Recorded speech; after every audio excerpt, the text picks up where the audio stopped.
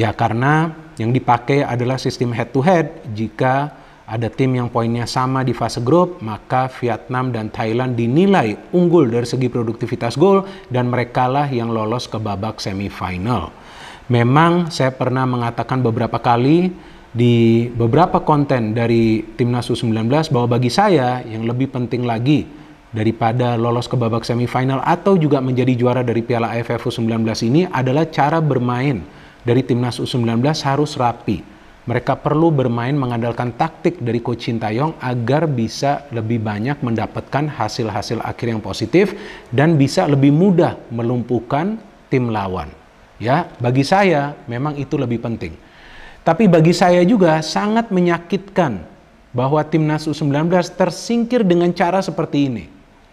Karena kita sama-sama bisa melihat perjuangan dari para pemain yang luar biasa di atas lapangan di 5 pertandingan mereka di Piala AFF U19 ini. Memang faktanya Timnas U19 tidak bisa menang lawan Vietnam dan juga tidak bisa menang lawan Thailand. Tapi para pemain bermain mati-matian. Mereka berjuang agar bisa mendapatkan hasil akhir yang positif. Tapi memang membutuhkan waktu juga bagi mereka untuk padu, teman-teman. Ketika mereka sudah padu, baru kita bisa melihat permainan yang taktis sehingga dalam 2 pertandingan terakhir, Timnas U19 bisa menang secara telak dengan skor yang sama. Tidak mudah, teman-teman, untuk menang lawan Filipina dan Myanmar dengan skor yang telak. Vietnam dan Thailand saja tidak bisa menang dengan skor yang telak seperti yang dilakukan Timnas U19. Ya, bagi saya ini sangat menyakitkan dan saya juga bingung apakah memang saya yang salah baca atau memang aturannya dari awal adalah memakai sistem head to head. Karena yang saya baca di awal turnamen Piala AFF U19 ini bahwa jika ada tim yang poinnya sama di fase grup, maka yang akan dihitung adalah selisih golnya. Tapi ternyata mulai kemarin sore, begitu ramai pemberitaan di media digital dan juga di media sosial bahwa yang akan dipakai adalah sistem head to head. Ya udah, kalau memang mau dipakai sistem head to head, ya kita juga bisa buat apa kan? Itu kan adalah aturan dari AFF. Ya mau tidak mau ya perlu diikutin lah oleh semua negara. Dan sayang sekali kan, Timnas U19 tidak bisa lolos ke babak semifinal. Padahal luar biasa perjuangan para pemain. Mereka dikasarin di pertandingan lawan Myanmar itu. Tapi mereka bangkit kembali. Mereka ingin meraih kemenangan. Ya karena itu adalah syarat utama bagi Timnas U19 jika ingin lolos ke babak semifinal. Artinya harus menang lawan Myanmar untuk mendapatkan 3 poin. Tapi ternyata di pertandingan lainnya berakhir imbang 1-1. Ya mau bikin apa lagi. Tapi kita perlu juga ya bangga dengan permainan Timnas U19 karena kita melihat mereka bermain all out di 2 pertandingan terakhir ini karena mereka ingin lolos ke babak semifinal. Jadi terlihat perjuangan dari para pemain itu luar biasa, teman-teman. Ya memang mereka kesulitan menang lawan tim besar seperti Thailand dan juga Vietnam. Tapi saya yakin mereka akan belajar dari kesulitan tersebut. Dan nanti jika ketemu lagi tentu mereka punya peluang untuk mengalahkan 2 tim tersebut. Tapi saya juga ingin menjelaskan kepada teman-teman jalannya pertandingan lawan Myanmar. Ya, saya sebetulnya khawatir jika Timnas U19 tertinggal lebih dulu di pertandingan ini. Karena sebelumnya mereka belum pernah tertinggal. Takutnya para pemain nanti mentalnya down. Karena kan punya pressure untuk memenangkan pertandingan, ternyata tertinggal lebih dulu. Di menit-menit awal pula. Tapi ternyata para pemain menunjukkan bahwa mereka juga sebetulnya punya mental yang kuat. Mereka bisa bangkit. Total bangkit dengan mencetak 5 gol.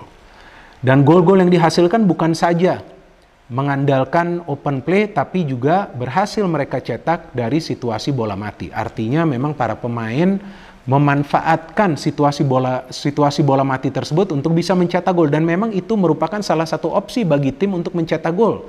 Di sebuah pertandingan ketika mereka kesulitan untuk menciptakan peluang dari open play. Apalagi kan Myanmar bermain kasar banget. Kasar banget, para pemain kita tuh dilanggar terus-menerus. Dan untung saja tidak ada pemain kita yang cedera ya teman-teman ya. Mereka masih bisa bangkit dan melanjutkan pertandingan.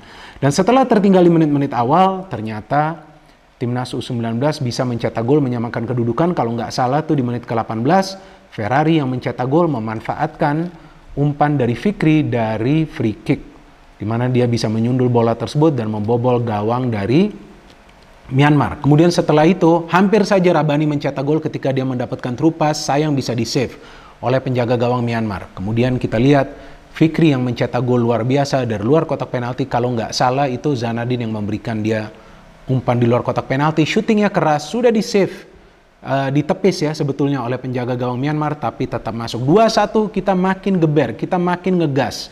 Dan akhirnya karena para pemain Myanmar terlalu sering melakukan pelanggaran, ada pelanggaran lagi, ada free kick. Kali ini Zanadin yang mengambil free kick dan Ferrari bisa mencetak gol keduanya dan gol ketiga bagi Timnas U19. 3-1, lebih gila lagi permainannya. Tidak selang lama ya, kita lihat Arkan Fikri yang melakukan pergerakan individu di tengah, memberikan true pass kepada Rabani dan Rabani again score.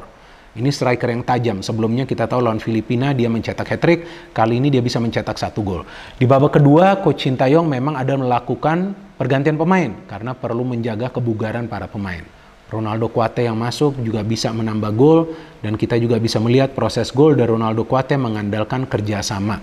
Pertama Nico melakukan pergerakan yang dia juga masuk di babak kedua, memberikan umpan ke Zanadin dan Zanadin kembali memberikan assist kali ini kepada Ronaldo Kuate yang shooting bisa sebetulnya ditepis oleh penjaga gawang Myanmar tapi tetap masuk dan mengubah skor menjadi 5-1. Ketika kita unggul 5-1 dan skor antara Thailand lawan Vietnam itu masih 0-0 ya, tentu saya senang teman-teman. Saya senang karena ya kita bisa lolos ke babak semifinal. Tapi ternyata tiba-tiba Thailand mencetak 1 gol, terus tidak lama kemudian Vietnam bikin 1 sama. Saya nonton pertandingan tersebut, saya melihat di 10 menit terakhir sih para pemain dari kedua tim tidak bisa melanjutkan pertandingan. Sedikit-sedikit jatuh, bangkitnya lama, sedikit-sedikit jatuh, dan ternyata ya berakhir dengan skor imbang 1 sama.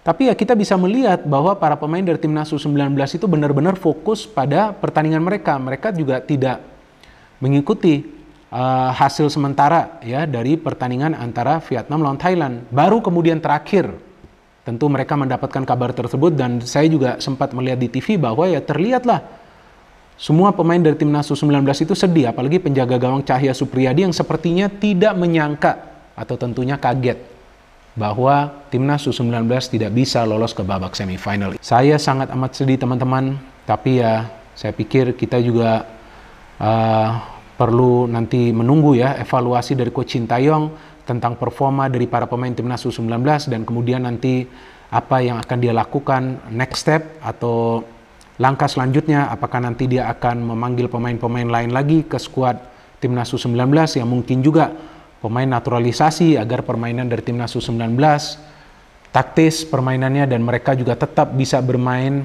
dengan fisik yang kuat dan juga stamina yang prima agar di setiap pertandingan apalagi nanti lawan tim yang kuat juga Timnas U19 bisa meraih kemenangan. Ya selesai sudah perjuangan dari Timnas U19 di Piala AFF U19 ini. Ya kita tunggu nanti pertandingan-pertandingan selanjutnya dari Timnas U19 dan juga tentunya nanti Timnas Senior. No hate, no politics, only football. Salam sepak bola.